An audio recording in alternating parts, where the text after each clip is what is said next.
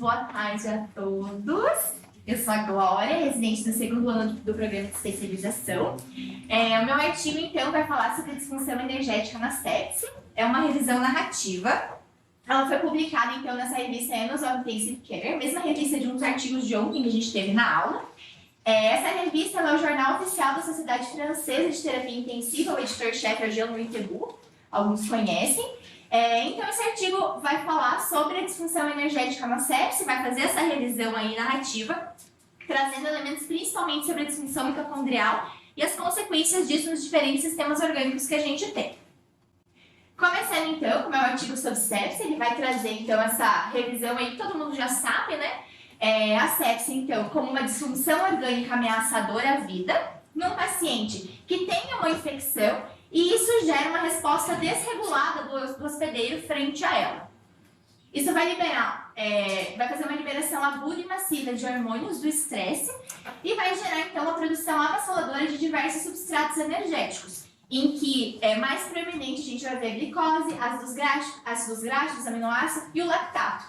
Ele coloca, então, que em casos mais graves de sepse, principalmente aqueles pacientes que evoluem ali com o choque séptico, a gente vê que os níveis elevados de glicose, triglicerídeos e lactato são mais aprofundados, né? E isso a gente vê bastante na nossa prática clínica, beira-leito, né? A gente vê que o paciente tem uma hiperlactatemia, a gente vê que o paciente faz uma hiperglicemia importante. E ele coloca também que os pacientes que já evoluem ali com uma piora, apresentando um quadro de hipoglicemia associado a uma lactatemia elevada, são pacientes que estão associados a desfechos piores.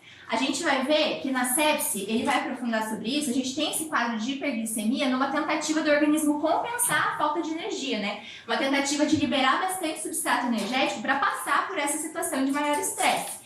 E os pacientes que já não conseguem se compensar dessa forma e, por outro lado, fazem uma hipoglicemia mantendo a hiperlactatemia, são pacientes que já estão num quadro muito mais grave e estão associados a desfechos piores.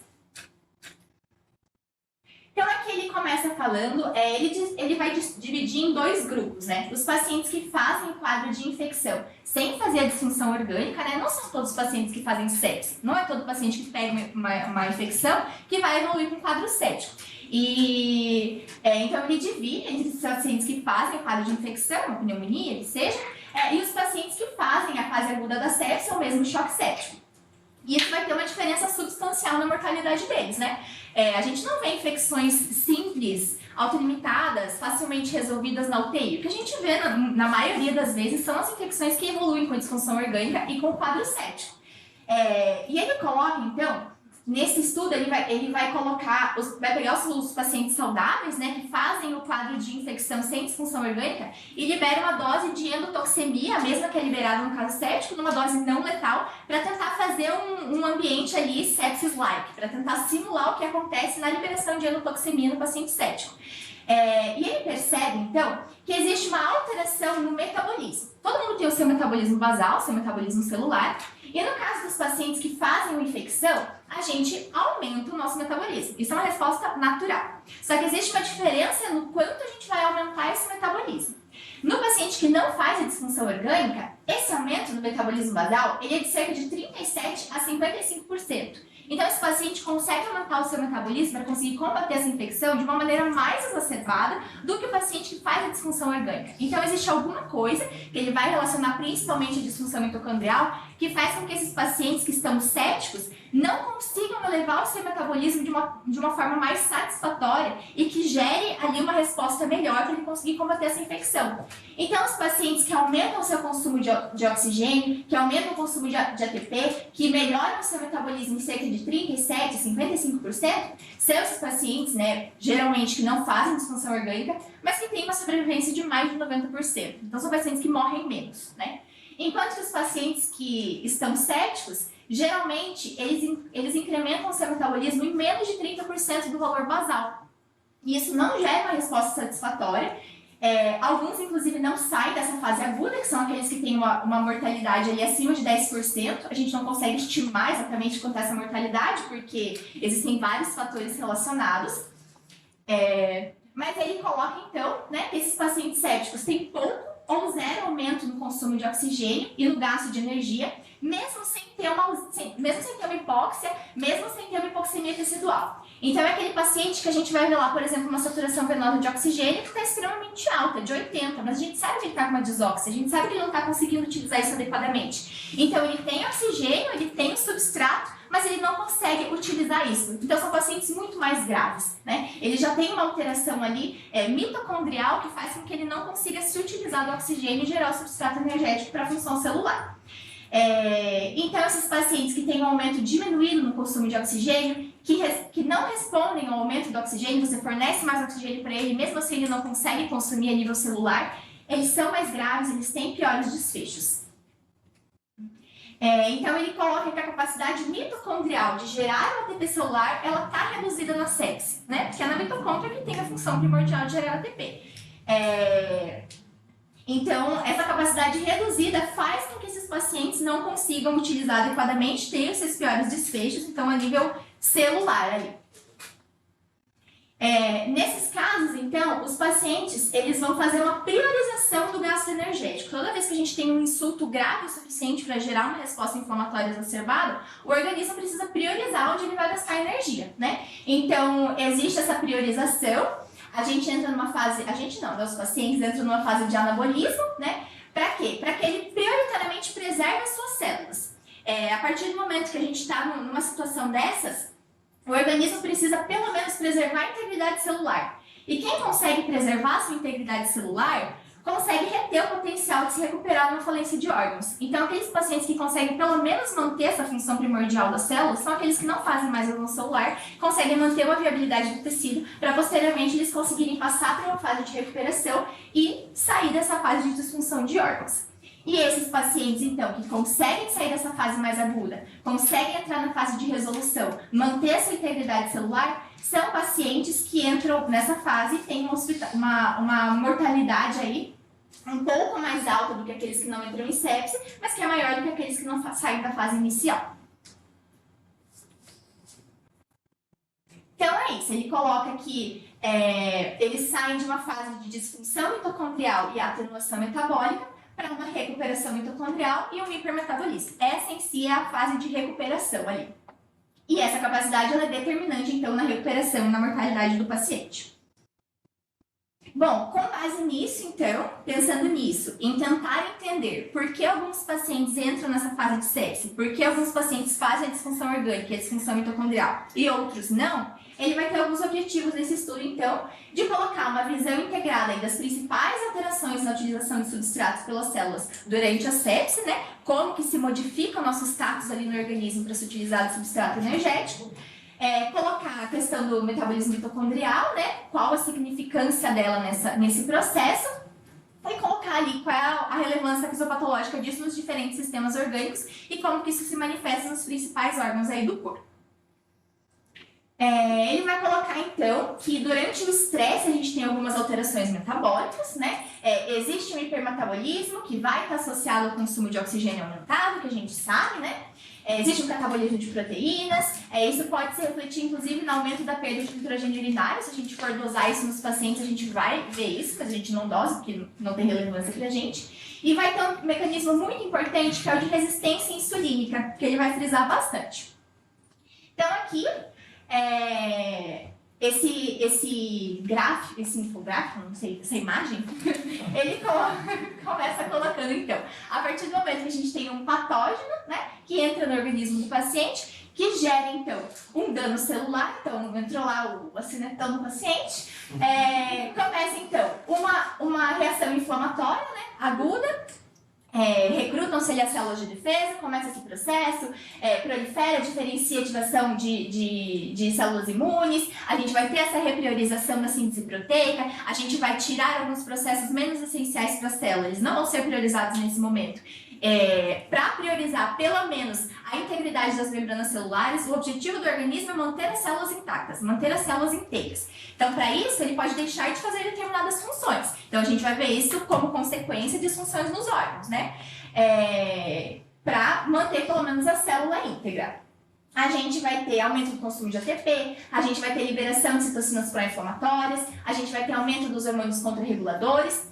E o organismo ele entra num starvation-like status. Então é como se o organismo estivesse entrando numa fase que ele vai passar fome. Ele precisa desesperadamente acumular toda a energia possível para que ele consiga sair dessa situação, né? Então, o corpo, como forma de defesa, ele começa a acumular principalmente glicose, né?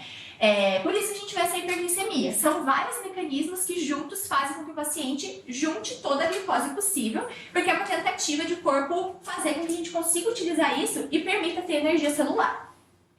Então, a gente vai ter quebra de proteínas, a gente vai ter quebra de carboidratos, a gente vai aumentar a resistência insulínica, e isso aumenta a circulação de diversos substratos no organismo.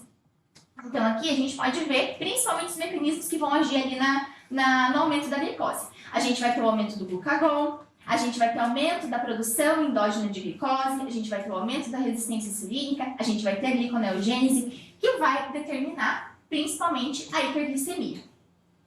Então, o que a gente vê? Aquele paciente extremamente inflamado, né? Hiperglicêmico, já torando lá na insulina em bomba, 10, 15, 20 ml, coleta um destro, 500 ainda, e você pensa, meu Deus, acabei de assustar ali, botei uma NPH, 5 unidades de manhã, o que está acontecendo? Não vai funcionar. Ele está cético, né? O organismo dele está tentando compensar, então, claro, é importante que a gente controle a glicemia do paciente. A gente não pode permitir que ele permaneça hiperglicêmico, não só no estado de sepse, mas no geral. Porque isso aumenta o estresse oxidativo. A hiperglicemia, por mais que seja uma forma do organismo tentar se compensar, ela vai gerar mais estresse, ela vai gerar mais lesão celular e vai piorar essa cadeia toda. Então é importante que a gente consiga controlar. Mas essencialmente controlar o fator que está gerando essa hiperglicemia excessiva, né? E por outro lado, a gente vai ter também a hiperlactatemia, que é algo que a gente está sempre ligado na UTI, é algo que tem uma importância muito grande, mas que ele coloca nesse artigo, então, que ela não é apenas aquilo que a gente foca, né? Ela não é apenas a hiperlactatemia induzida por isquemia. Claro, ela é extremamente importante e essa hiperlactatemia induzida por isquemia, ela é um marcador prognóstico nos pacientes. A gente sabe que os pacientes que fazem disfunção, que entram no metabolismo anaeróbico, eles têm um desfecho pior, né, se eles não conseguem recuperar, mas existem outros componentes de hiperlactatemia que não são relacionados apenas à hipóxia ou à disóxia, né, a utilização inadequada do oxigênio. Então ele vai destrinchar alguns pontos para a gente perceber o quanto a hiperlactatemia é um mecanismo extremamente complexo e que não é apenas, né, a questão do metabolismo anaeróbico. Então, existe a questão da estimulação adrenérgica, a ativação da bomba de sódio e potássio também para conseguir manter a integridade da membrana celular, que vai acelerar a glicose aeróbica, que vai gerar lactato, não de uma maneira doente, patológica, mas porque existem determinadas células que a forma primordial de geração de energia delas é a partir da etapa anaeróbica da glicólise. Então, existem formas de você gerar lactato no organismo sem ser necessariamente por um distúrbio isquêmico. Existem células que sua forma de utilização primordial é essa. Então, a gente pode gerar lactato, normalmente, sem necessariamente estarmos com as células doentes, porque tem células que se utilizam dessa forma. Então, a estimulação adrenérgica estimula determinados tipos de célula que fazem isso.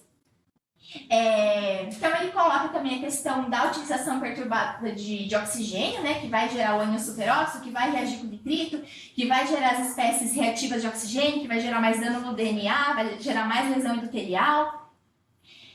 Ele coloca outros mecanismos, então, de lesão a partir do próprio reparo do DNA. Então, o nosso corpo ele tem vários mecanismos que ele tenta se compensar, mas às vezes faz mais lesão, né? Processos de alta energia, que fazem mais degradação metabólica, que fazem mais falência orgânica. Ele cita ali a coenzima Q10, que é um antioxidante, que tem os níveis reduzidos em pacientes sépticos, que vai contribuir aí para mais lesão. Ele coloca a questão do lactato liberado pelos músculos esqueléticos, né? Então, o músculo esquelético ele tem uma contribuição muito grande na nossa massa e ele libera lactato a partir desses mecanismos também. E a partir do momento que a gente tem uma liberação de catecolaminas tão grande num processo de estresse na sepse, isso estimula os adrenoreceptores beta-2 dos músculos e pode fazer mais liberação de lactato, não necessariamente de uma maneira patológica, né? Claro que o processo em si está todo patológico, mas não que ele esteja entrando numa fase de isquemia para liberação de lactato.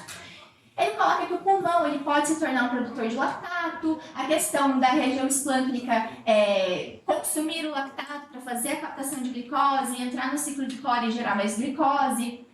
Ele coloca a questão da glicose de células imunológicas, depois eu vou entrar um pouquinho mais nesses detalhes. Mas a partir disso, por que ele fala disso? Para a gente pensar que o lactato, o aumento do lactato de outras formas que não necessariamente o metabolismo anaeróbico, ele é também um fenômeno adaptativo do corpo. Por quê? Porque a gente consegue se utilizar do lactato para a produção de glicose a partir do ciclo de Cori. Então também é uma tentativa do corpo de lidar com um novo status de energia, né? Para quê? Para tentar facilitar a oxidação do lactato e a eficiência bioenergética no cérebro e no coração, que são órgãos que podem se utilizar do lactato para geração de energia. Então, a gente olhar o lactato não apenas como esse marcador de prognóstico de gravidade, mas também para a gente ver que a cinética dele é algo extremamente complexo, né? Claro, o que a gente vê, aquele lactato muito aumentado, numa situação que a gente sabe que o paciente está com uma disfunção celular, claro que ele vai dizer pra gente que o paciente está no metabolismo anaeróbico e isso é muito grave. Mas a gente tem que entender que a cinética dele é muito maior. E às vezes a gente vê um lactato isolado, às vezes não tão alto, mas baixo, a gente pensar que podem ter outros mecanismos envolvidos, né? Às vezes uma estimulação de determinadas células. Às vezes, por exemplo, um paciente que tem um lactato de 0,6, no outro dia 1,4, por que será que subiu? Será que ele não está começando um processo inflamatório? Será que isso não estimulou uma célula inflamatória dele que se utiliza da glicólise anaeróbica para a produção de energia e isso aumenta um pouco o lactato dele? Enfim, até estava pensando nisso, porque eu estava vendo uma aula do Luciano Azevedo que ele dizia que hoje a gente não tem que mais usar o termo lavar o lactato, né? Que lavar o lactato é algo, você falar isso, você reduz o lactato a uma mera substância que você faz um clearance, né? Por exemplo, uma droga, você faz a metabolização, você elimina, pronto, lavou. Só que na verdade o lactato, ele é o fenômeno dele é algo extremamente complexo. Então ele diz que a gente deve utilizar mais o termo a cinética do lactato, né? Pra gente não reduzir o lactato a uma mera substância. E sim é um fenômeno extremamente complexo que se utiliza de várias células, vários mecanismos, né? Várias questões envolvidas, muito mais do que uma mera substância que a gente encontra no exame de sangue.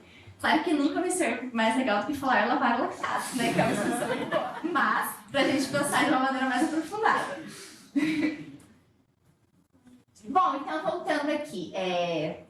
O aumento dos hormônios contrarreguladores, né? Cortisol, catecolaminas, o glucagon. A questão da lipólise, né? A gente também aumenta os ácidos graxos livres, que também são uma forma de a gente utilizar de energia, né? Claro que o mais proeminente é a glicose, mas a gente também pode utilizar principalmente em tecidos que se utilizam mais os ácidos graxos, como o coração. Só que na sepse, por mais que a gente aumente os ácidos graxos livres, muitos a gente não consegue desviar para a cetogênese e para a beta-oxidação. Então isso faz um acúmulo de ácidos graxos livres que faz uma lipotoxicidade, faz uma esteatose orgânica e aumenta a disfunção dos órgãos. Aqui a questão das catecolaminas, né, que geram estresse metabólico por conta das propriedades beta-agonistas delas. Então ele cita bastante a adrenalina, que pode fazer uma resposta hiperlactatêmica e hiperglicêmica mais pronunciada. Então a gente ouve falar que o paciente pode fazer uma hiperlactatemia induzida pela adrenalina. Claro que você não vai culpar o lactato de 15 da paciente do Alisson lá só porque ela usou uma adrenalina em bomba, né? Mas tem sua relação também. Bom, com relação à disfunção mitocondrial induzida pela sepse, né, a gente sabe que a geração de ATP na mitocôndria, ela é pela fosforilação oxidativa, que é o mecanismo que mais gera ATP e que mais tem relevância na produção. E as mitocôndrias, elas são uma rede extremamente dinâmica. Sua quantidade, forma, tamanho, degradação, elas são rigidamente reguladas. O nosso corpo, ele tem uma capacidade uma necessidade, na verdade, de manter as mitocôndrias no aspecto mais saudável e perfeito possível, porque é a nossa fonte primária de energia, né? Não há como a gente ter mitocôndrias, né, defeituosas ou não funcionantes. Então, essa rede de produção, de degradação de mitocôndrias, de selecionar as mitocôndrias realmente viáveis, ela é muito importante e ela é rigidamente regulada pelo nosso organismo. E o comprometimento mitocondrial ele já é descrito na sepse humana há mais de 18 anos, então é algo muito antigo. Só que a gente segue aí sem ter um manejo direcionado para ela na nossa prática clínica, porque é algo muito complexo, né? Então ele tenta destrinchar um pouco os pontos que são relevantes na disfunção mitocondrial. Então aqui uma mitocondriazinha com a sua membrana externa, membrana interna, as cristas mitocondriais, onde a gente tem as cadeias respiratórias, onde vai fazer ali a fosforilação oxidativa. Ele coloca que o DNA mitocondrial, então tem 3 subunidades da cadeia respiratória, só que os indivíduos eles têm diferentes haplogrupos de mitocôndrias. A gente sabe que as mitocôndrias têm o seu DNA, né, tem a sua genética própria, tanto que a gente ouve falar lá na faculdade que a gente recebe o DNA mitocondrial a partir das nossas mães, porque realmente as mitocôndrias têm o seu DNA próprio. E nisso reside algo extremamente importante, porque as diferentes mitocôndrias têm diferentes atividades e isso vai determinar o impacto na sobrevida da sepse. Então, fundamentalmente, o DNA mitocondrial tem muita relação com como as mitocôndrias de cada um vão desempenhar a sua função e se elas vão, de fato, né, conseguir, no momento de maior estresse, dar conta do recado ou não, e se o paciente vai ter uma mortalidade maior ou não. Ele coloca, então, que a capacidade respiratória geral, ela é elevada nos pacientes sépticos não sobreviventes. Então, os pacientes que não sobrevivem à sepse, eles têm uma capacidade respiratória boa, né? Só que, por que eles ainda assim não conseguem produzir energia adequadamente? Por que ainda assim eles não conseguem utilizar o oxigênio adequadamente? Porque eles têm um acoplamento defeituoso entre o metabolismo da glicose e a função mitocondrial. Então, é uma respiração desconexa, né? Ela é desconectada da síntese de ATP. Ele consegue respirar, só que ele não consegue utilizar a glicose, ele não consegue fornecer energia adequadamente, não consegue gerar ATP e a célula morre, né? Então, a mitocôndria dele, no momento de maior estresse, acaba não funcionando adequadamente e por isso que o paciente faz essa disfunção orgânica tão importante. Então, ele coloca que a respiração que está associada à síntese de ATP, ela é mais baixa entre os sépticos não sobreviventes. Isso, claro, é uma sugestão, né? Nada que se evidencie muito claramente, mas o que se sugere a partir dos estudos é isso. Oi, doutor. Você está me espiando? Sente-se, doutor Álvaro. Não sei se já ter convidado?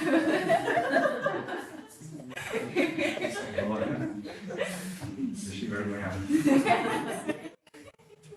Então, tá, vamos lá. Bom, ele vai falar então da atividade da citocromoceoxidase, né, que tem relação ali com a distribuição de elétrons para doação de elétrons para a geração de energia, e ela está diminuída durante a sepse nesses pacientes. E ela está mais aumentada, né, ela funciona normalmente naqueles pacientes que sobrevivem. Então, a citocromoceoxidase pode ter um papel relevante aí nessa patogênese.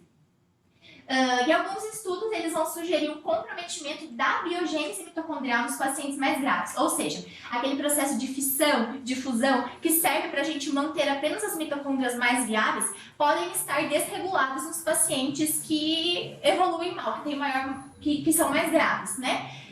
Ou seja, a ativação da via de biogênese ela pode representar um fator-chave de prognóstico. Então, a gente vê aqui a dinâmica mitocondrial, né? De fissão, de fusão, para a gente conseguir manter apenas mitocôndrias viáveis. Então, tem as proteínas envolvidas, eles fazem alguns estudos, depois eu vou mostrar ali quais têm maior relevância, mas os pacientes mais graves, talvez eles tenham uma alteração nessa dinâmica mitocondrial em que eles não consigam apenas selecionar aquelas mitocôndrias mais viáveis e eles não tenham mitocôndrias que sejam, entre aspas, defeituosas, não sei um termo melhor, mas que não exerçam a função adequadamente e que não consigam, né, gerar energia adequadamente nesse momento de estresse. Então, aqui um resuminho, né, que pega ali as principais alterações mitocondriais, em vermelho aqueles que são mais deletérios, e em verde aqueles que podem ser protetores, e os em preto são aqueles que não se observou aí uma relevância clínica. Então, aqui na biogênese, que é isso que eu estava falando, essa proteína PGC1-alfa, ela está mais presente em pacientes que são sobreviventes, ela está relacionada ao processo de fissão e fusão mitocondrial, então pode ser que ela tenha esse impacto. A questão da redução do potencial de membrana está reduzido, então é um efeito deletério.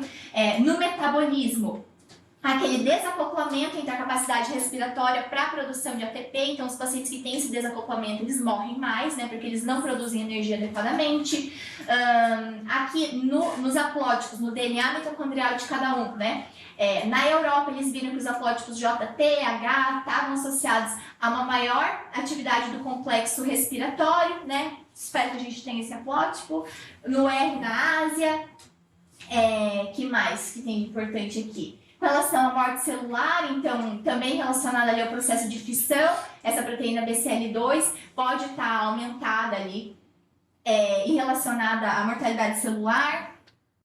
E é isso.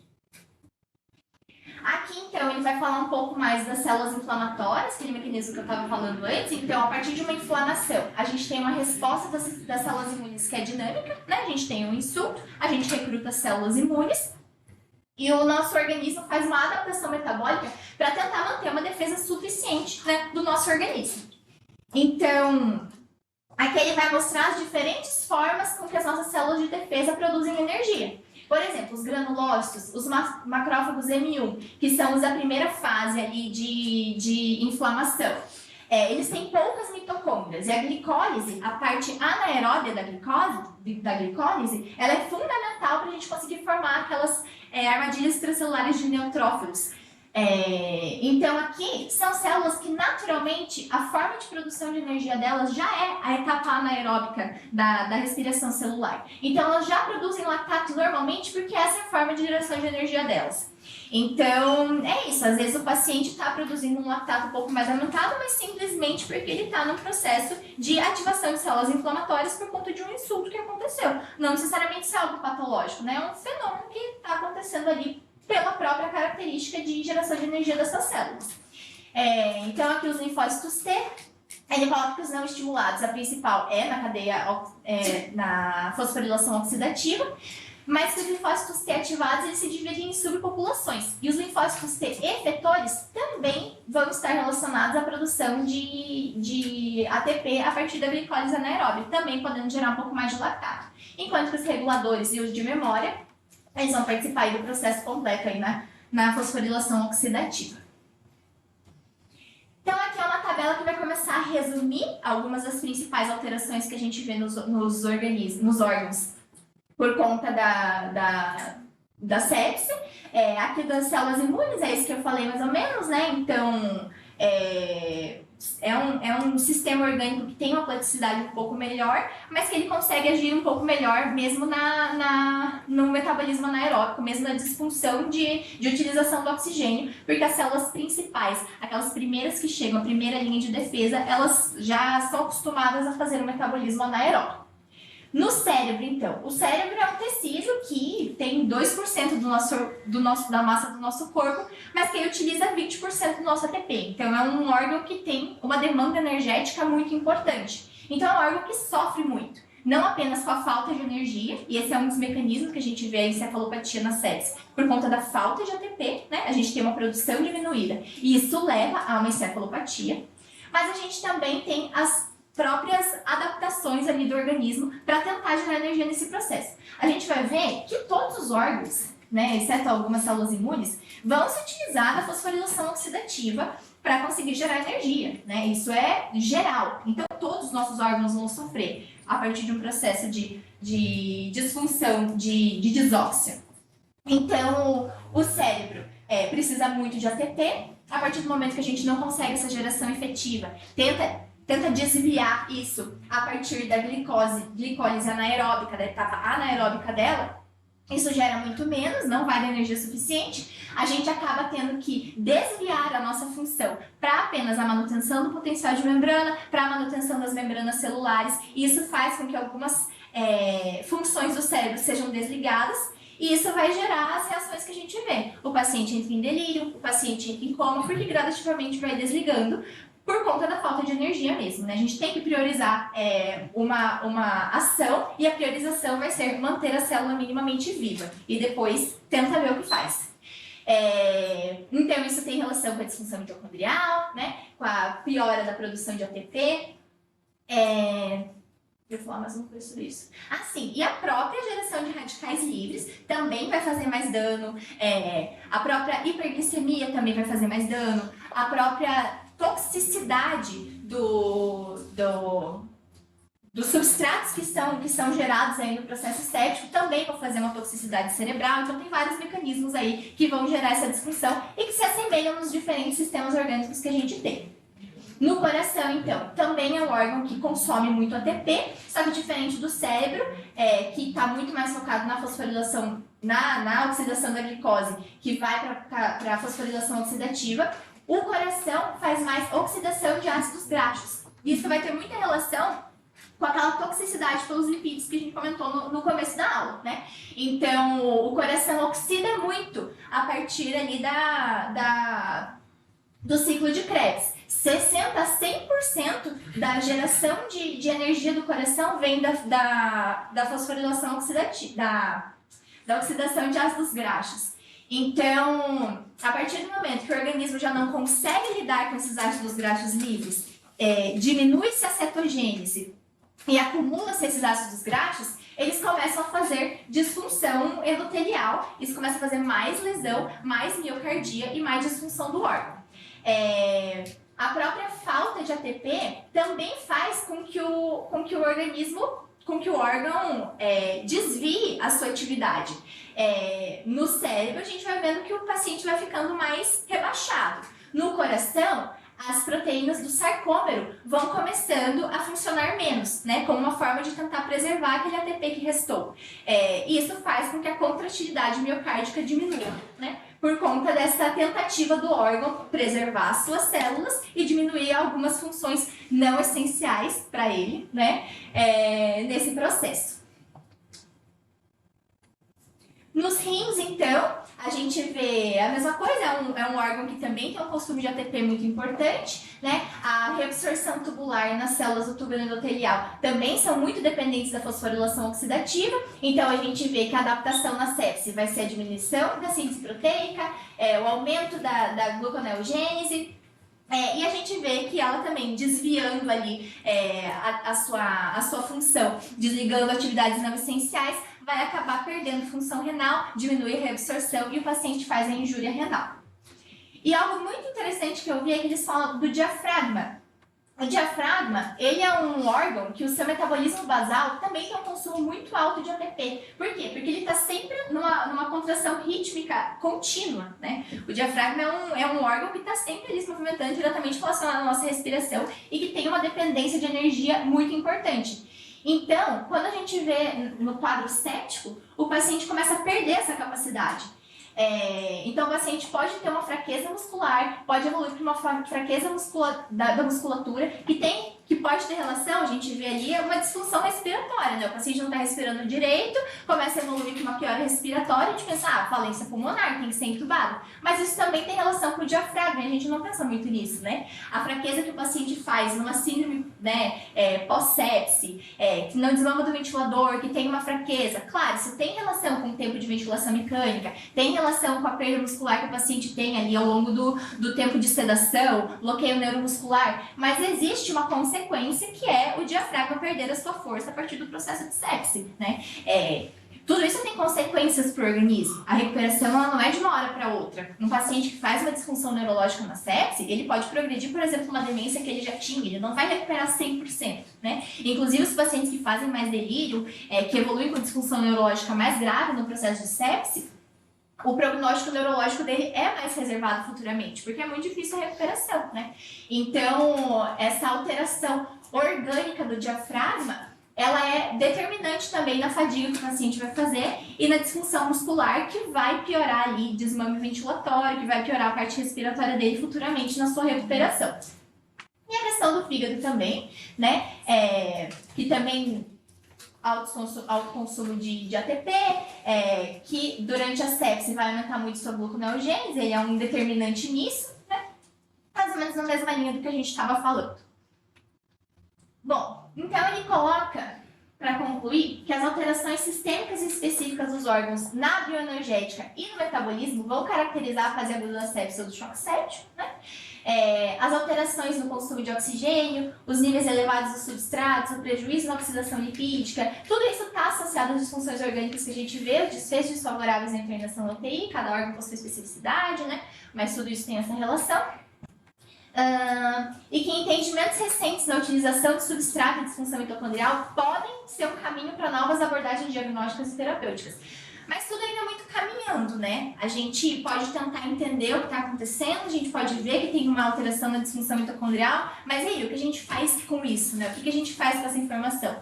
E uma coisa que, não sei, às vezes me frustra um pouco, porque a gente encontra aqui um pequeno caminho, ali a gente encontra um pequeno caminho, mas a gente nunca consegue, a gente vai atuar nesse ponto específico? Pode ser que sim, pode ser que a gente fornecer antioxidantes para o paciente para tentar diminuir ali a reação das espécies reativas de oxigênio e a lesão endotelial que elas fazem, pode ser que ajude. Mas é um ponto em uma cadeia que é extremamente complexa, que envolve tanta coisa.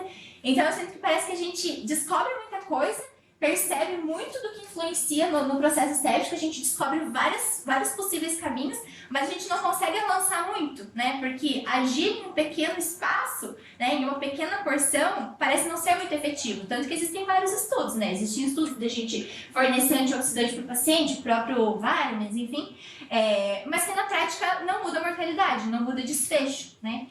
E, enfim, aqui ele fala de a gente identificar subgrupos distintos de sepse, para a gente tentar personalizar a estratégia de tratamento. Que é algo que a gente fala muito, né? A gente tem que individualizar o tratamento para cada um. E isso não é algo banal. A gente individualizar o tratamento, né? A gente entender, esse paciente é fluido responsivo, esse não. Isso é algo muito amplo, né? Isso é o básico que a gente tem que fazer para os pacientes. Mas acho que a gente conseguir identificar e fazer um tratamento direcionado para cada paciente é a gente conseguir agir dessa forma, a gente conseguir entender como cada organismo atua. Será que esse paciente está fazendo uma disfunção mitocondrial? Será que esse paciente precisa de um antioxidante, por exemplo?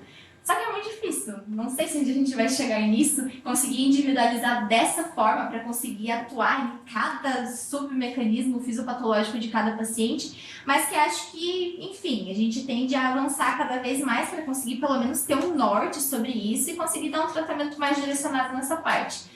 Mas, enfim, é bem difícil. E, por fim, ele coloca que as implicações do seu uso como alvos bioenergéticos para identificar tratamentos direcionados a metabolismos e mitocôndrias precisam ser avaliados em estudos futuros. Que é basicamente isso, né? A gente conseguir entender qual a relevância clínica e como a gente vai se utilizar disso tudo para conseguir dar um suporte específico para cada doente. Sim.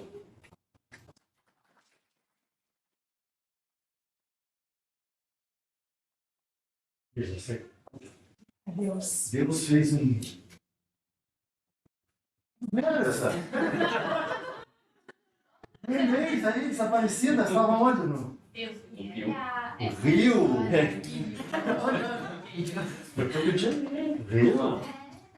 Super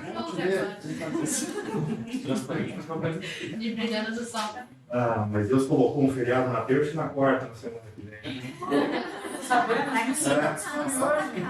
Nós vamos ter reunião na terça de noite e quarta-feira aqui.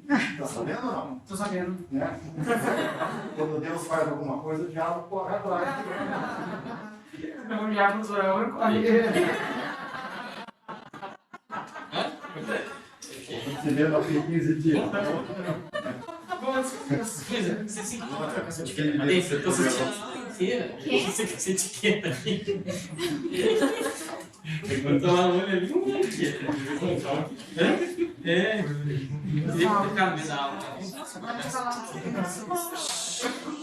Vou falar um pouquinho sobre esse assunto. Glória, ótima aula, você dominou o assunto e as suas observações finais foram ótimas. E eu começo pelas suas observações finais. Definitivamente, a gente progrediu muito na compreensão dos mecanismos fisiopatológicos da sepse, mas a gente não evoluiu nada na terapêutica e na abordagem dos doentes com sepse. A não ser essa macroabordagem de ressuscitação volêmica, antibiótico da primeira hora, lavar o lactato, essas coisas, né? Eu, particularmente, vamos ter uma ideia, primeiro que até 1992 não tinha o termo sepse. Imagine. A primeira vez que veio era a tal da infecção generalizada, a septicemia, que o conceito até 1992 era que o germe invadia o sangue, circulação sanguínea, e atingia todos os órgãos.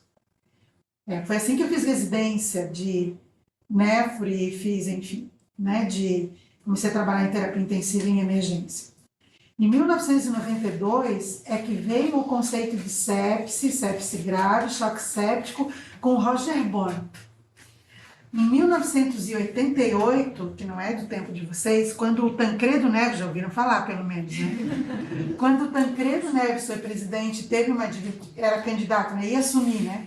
Teve uma diverticulite, foi tratado, tirou fez interectomia e ele não melhorava, ninguém sabia o que era. Ele morreu de disfunção de órgão sem que a gente soubesse que existia disfunção de órgão.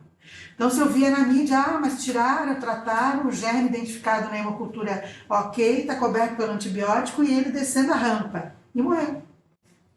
A gente não tinha o conceito de disfunção de órgão, a gente não tinha o conceito de sepse, de choque séptico, de nada disso. E vejam que depois que veio isso, mudou a maneira como a gente via o doente, né? A gente via no dia a dia, por que o doente está com o antibiótico certo, tirou o foco, drenou o abscesso, e o doente só piora, o coração não sai da droga, e está em coma. Bom, disfunção do sistema nervoso central da sepse, a gente não tinha esse conceito, polineuropatia, não tinha. Então, hoje, a gente tem um conhecimento absurdo sobre essas questões, inclusive de microcirculação e celular, que a gente não tinha, sei lá, 2 décadas, 3 décadas atrás, né? Particularmente, eu já participei de tudo que foi estudo que tentaram para sepse, com antioxidante, com imunoglobulina, com anticoagulante, como foi a proteína C ativada. Uma época entrou nos algoritmos um antifúngico, estou querendo me lembrar o nome, era via sonda mesmo, esqueci o nome. Um antifúngico comum aí desses. Entrou de tudo. Eu, particularmente, as pesquisas com relação a isso continuam, com novas drogas sendo tentadas. Eu, particularmente, acho que isso é uma frustração para a gente mesmo.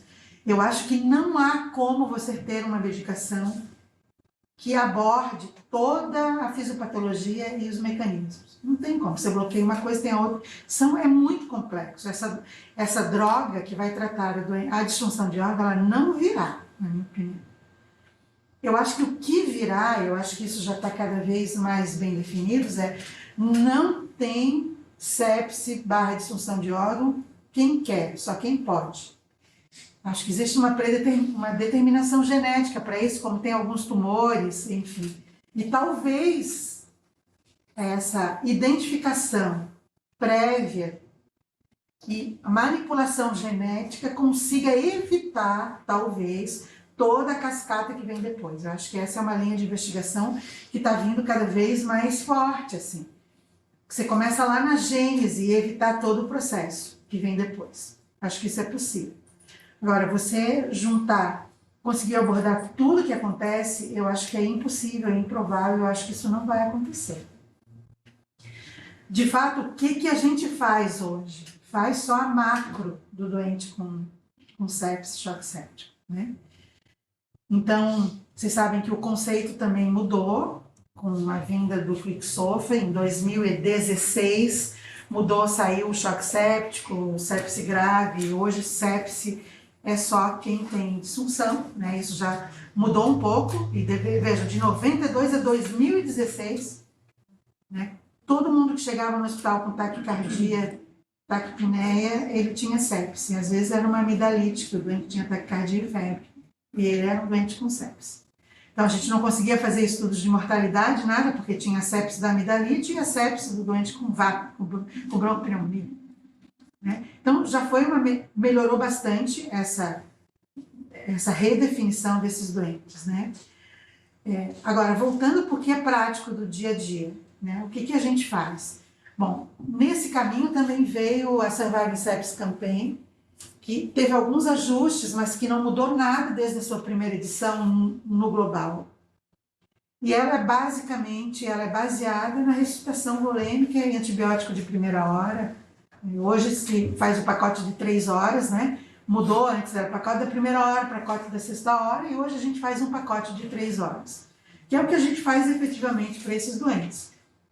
Acertar o antibiótico na primeira vez é importante, né? Então isso é fundamental.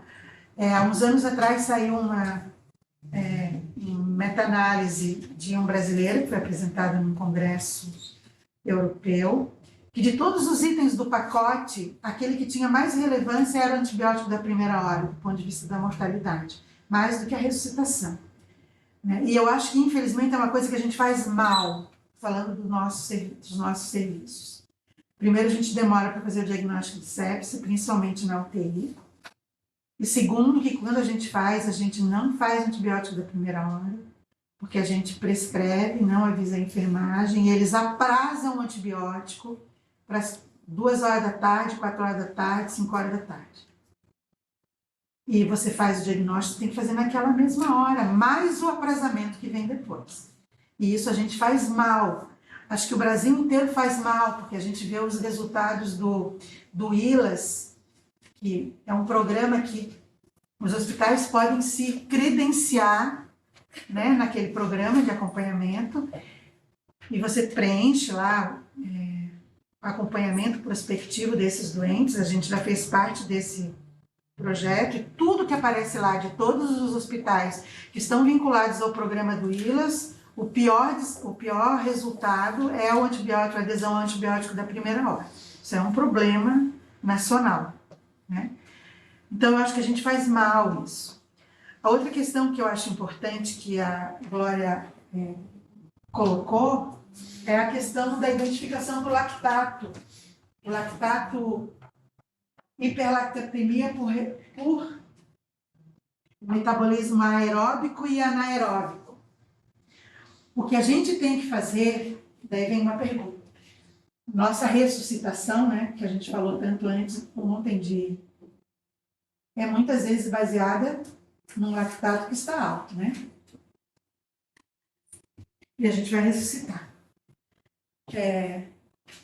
Como ter certeza, ou pelo menos uma inferência maior de que esse lactato aqui é por falta de oxigênio? Alguém pode me dizer? Pois eu acho que esse lactato aqui é realmente porque está faltando oferta de oxigênio para esse doente. Hein? Como é que vocês fazem? Tá, eu estou lá com um doente há 1 semana na UTI. Vou dar outro exemplo, tá? O doente que chegou e está descompensado é fácil, né? Está hipoxêmico, você entubou, colocou, né? O lactato veio alto, a pressão está baixa, certo? A maior chance desse doente é ele está precisando de ressuscitação, certo? Só que aí eu fiz tudo isso e o lactato continuou alto. E eu vou continuar ressuscitando ou não vou continuar ressuscitando? O que significa aquele lactato? Então, a cinética do lactato, resumindo, vocês viram ali todos os motivos pelos quais o lactato pode estar alto. Eu, particularmente, acho que, pelo menos eu nunca li sobre isso, mas eu acho que o impacto no aumento do lactato de células que utilizam lactato na sua fase anaeróbica, que usariam o lactato, eu acho que ela não tem um impacto em aumentar o lactato a esse ponto sério, né? Mas assim, o que basicamente os estudos falam que pode ser um motivo de aumento de lactato aeróbico? É a glicólise, porque ela aumenta muito o substrato piruvato. Então, muita glicose, muito catabolismo, que aumenta muito o piruvato, e a piruvato desidrogenase, que age na presença do oxigênio, ela não dá conta de colocar aquilo tudo para dentro do ciclo de Krebs. Então, outro motivo é a piruvato desidrogenase, que ela parece que está diminuída em quantidade e em ação na sepse.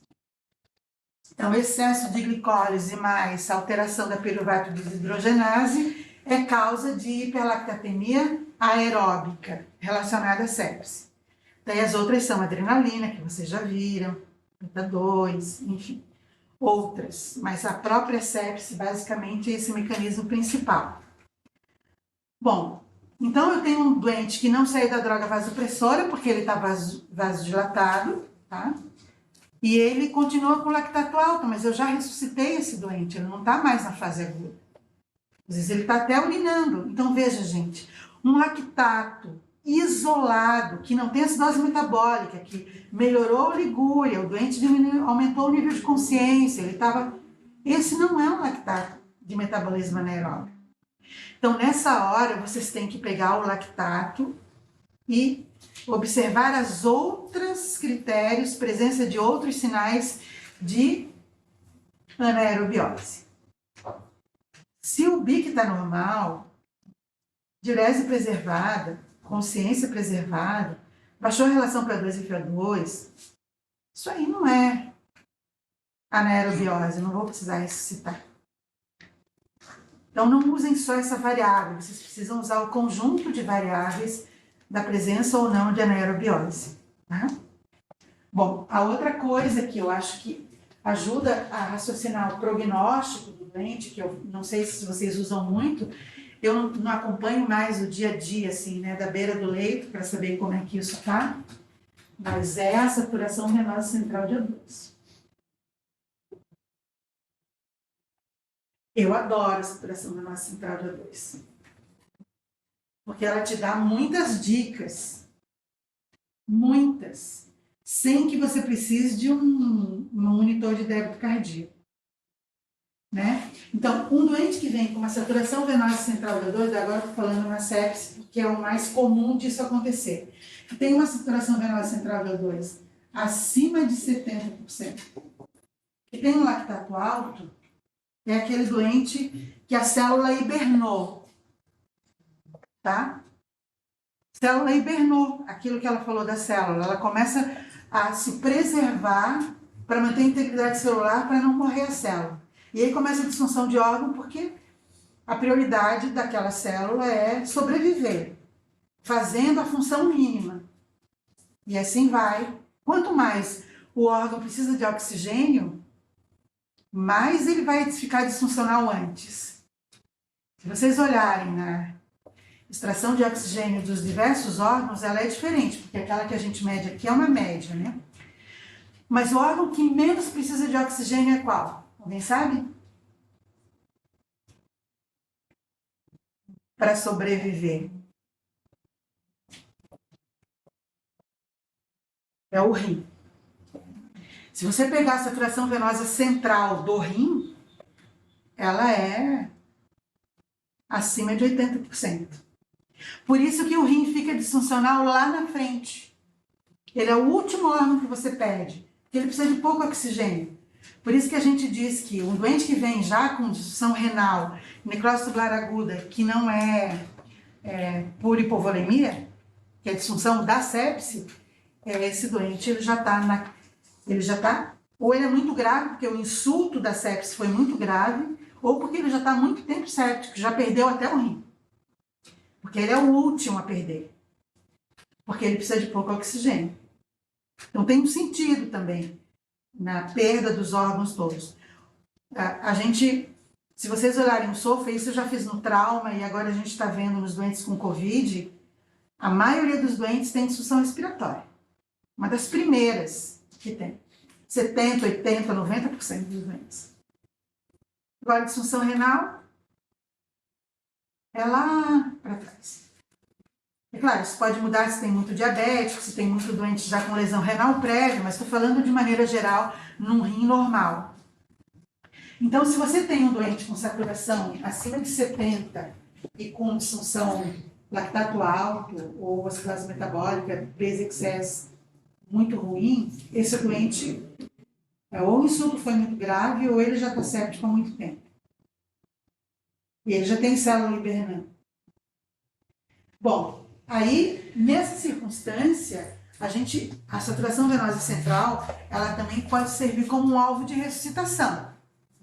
Tá, o lactato está alto, eu acho que tem a anaerobiose e a saturação vista nesse contexto, ela é normal, mas não é normal, porque o doente está cheio de disfunção. Né? Então, isso já é um sinalizador da gravidade. Então, você vai ressuscitar, porque afinal tem acidose metabólica e tem lactato aumentado. Daí aqui pode acontecer duas coisas. Ou a saturação baixa, ou ela fica igual ou vai piorando. Ou se ela for piorando, a chance de esse doente sobreviver é muito pequena. Mas é um bom sinal se vocês fizerem ressuscitação e a saturação venosa desse doente for para 50. Puxa vida, mas 50 baixou, é ruim? Pressão de 50, normal é 70? Não, significa que ele está aumentando o consumo. Então, se ele está aumentando o consumo, é porque ele ainda tem resposta celular. Isso é um bom sinal, é o melhor prognóstico para ele. Então, o pior cenário é você... E aí, vou continuar, então, poxa, mas está baixando. Eu vou continuar ressuscitando até que momento? Até o momento que o consumo não aumentar mais. Se o consumo não aumentar mais, é a hora que a saturação estabiliza e daí ela começa a subir de volta. Né? Então tem... Está me olhando com uma cara de incredulidade, Glória. É porque... É porque... Assim. Assim. Eu quero formular uma pergunta, na Fala. verdade. Uhum. Porque, na verdade, o que a gente ouve falar, eu não sei, isso aqui é algo que eu faço meio de ouvido, é errado, ok. Uhum. Mas que a gente não deve usar a saturação venosa central depois, sei lá, uns 48, 72 horas. É para 24 horas. Aham. É para admissão do doente. O mais importante, então, seria a curva, estabilizou, já não presta Isso. mais. Depois da admissão, ela já não serve mais como teu alvo de ressuscitação. Você vai ter que usar mesmo lactato, acidose metabólica. Lembra que usar acidose metabólica não dá, porque também para ela melhorar demora 72 horas, porque precisa da reabsorção do bicarbonato. Então você acaba usando, se você chegar à conclusão que tem uma hiperlactatemia anaeróbica, você vai usar o lactato mesmo. Tá? Agora, no doente que você admite, a saturação venosa ela é ótima, porque o lactato ele tem uma curva. A saturação venosa não. Então, usar o lactato de cara, ele pode vir normal. E ele vai aumentar depois de 6 horas, mais horas. Então, um doente que chega com lactato normal, mas que está oligúrico, não significa que ele está bem perfundido. Mas a saturação venosa não, ela baixa imediatamente. Então, um doente descompensado, ele não vai chegar para você com saturação venosa normal. Ou ela vai estar baixa, ou ela vai estar alta. Entendeu? Na maioria das vezes, sabe? É claro que essa situação aqui, ó, a gente encontra mesmo nas situações de choque hiperdinâmico, tá? Se o doente tem hipovolemia associada, você pode ter uma saturação que já baixou por causa da hipovolemia. Se o doente tem baixo débito, pode vir assim e ter sepse junto. Entende? Mas não, o doente veio só com sepse ou hipercatabolismo, choque hiperdinâmico, saturação alta. Se ele não responder à tua manobra de ressuscitação, consumindo oxigênio, o prognóstico dele é ruim. Ressuscitou o doente nas primeiras 3 horas, no dia seguinte, já não dá mais para usar saturação venosa central mesmo. Daí você vai ter que ficar com o lactato. Esse negócio do consumo é importante aqui nesse raciocínio e também pegando o gancho do débito cardíaco, porque a gente nunca fala, e eu sempre falo isso, mas quando você está monitorizando o débito cardíaco, vale o mesmo raciocínio. Não olhem para o débito cardíaco, vocês têm que olhar para o volume sistólico. Tá? Ontem, o Neymar falou bastante disso. Quando você olha para o débito cardíaco e você usa esse alvo para ressuscitar, você só serve se a frequência cardíaca ficar fixa. Se a frequência cardíaca subir, o débito pode ter melhorado por causa da frequência cardíaca. Então, teu alvo é o volume sistólico. Mas tem uma outra parte que ninguém falou até hoje para vocês, talvez. Se você está aumentando o volume sistólico, mas o teu consumo não está aumentando, para que serve aumentar o volume sistólico? Para nada. Então, idealmente, se você vai fazer uma monitorização hemodinâmica avançada, com monitorização de débito, você tem que usar o consumo versus débito. Senão você faz um débito que a gente chama de luxuriante. Eu estou aumentando o volume sistólico, mas a célula não consome nada e eu continuo fazendo medidas para aumentar o volume sistólico. É inútil. É uma situação semelhante. Esse doente que não está consumindo, ele é um doente com um prognóstico ruim. E mais, qual é o débito cardíaco ideal, o volume sistólico ideal? É aquele que ainda aumenta o volume sistólico. Quando que eu paro de fazer medidas para aumentar o volume sistólico? Quando o consumo parou de subir. Alguém pergunta, qual é o débito cardíaco ideal? Qual é o débito cardíaco que eu quero para aquele doente? É aquele que parou de subir o volume sistólico. Parou de subir o consumo. Ó, às vezes você vai... existem alguns doentes que ele vai aumentando o consumo meio que indefinidamente. Existe. Tá? Mas não é a regra, né? De todo modo, como você tem a curva da DO2 e chega uma hora que o consumo fica dependente da oferta, e daí você vai... né? Mas, de maneira geral, tem um limite para aumentar o consumo na maioria dos doentes. Mas se o consumo continua aumentando, porque eu tenho uma dependência patológica da oferta, mas eu estou olhando para o lactato. A hora que a perfusão melhorou, eu também não preciso mais fazer aumento de volume sistólico. Mas enquanto o lactato estiver alto e o volume sistólico e o consumo estiver aumentando, significa que eu não cheguei no débito cardíaco que eu quero, no volume sistólico que eu quero. Então, o que eu penso é que, mesmo quando vocês usam débito cardíaco, o volume primeiro defeito, acho que talvez vocês usem mais o débito cardíaco do que o volume sistólico para fazer a ressuscitação. E o segundo, não sei se vocês olham para o consumo junto com o volume sistólico, quando estão usando uma monitorização. Não, né?